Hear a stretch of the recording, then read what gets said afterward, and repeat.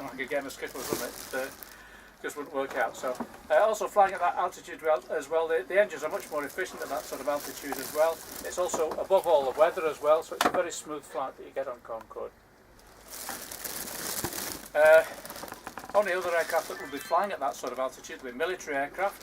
The crew of those will be breathing oxygen and wearing pressure suits, whereas Concorde's passengers sitting in the shirt sleeves sipping champagne. So, world of difference there for them. Quite a few things you notice different on Concorde as well. First thing you probably notice is the size or lack of size of the windows as well. Very small windows on Concorde.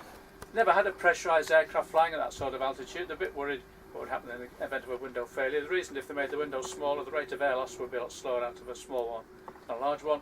Also, the stresses and strains on the airframe should one go would be a lot less as well if that happened. It never did lose a window in flight.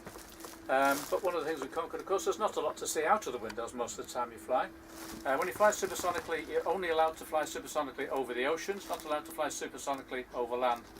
Because all the time you're supersonic, the aircraft itself is generating a sonic boom, so it follows it like a footprint all the time. Somebody standing on the ground as Concorde flies over would hear this double bang as Concorde flew over. That's why it wasn't allowed to fly supersonically over land. So 11 miles high, over the ocean, not a lot to see out the windows most of the time. But you are that high, quite often virtually on the edges of space, like they quite often describe it, you are that high, you can just about make out the curvature of the Earth. It holds 100 passengers all told, 40 in the forward cabin, 60 in the rear cabin. It's one class throughout. There's no first class and tourist class and that sort of thing. One class throughout, exactly the same seating in the rear as the front.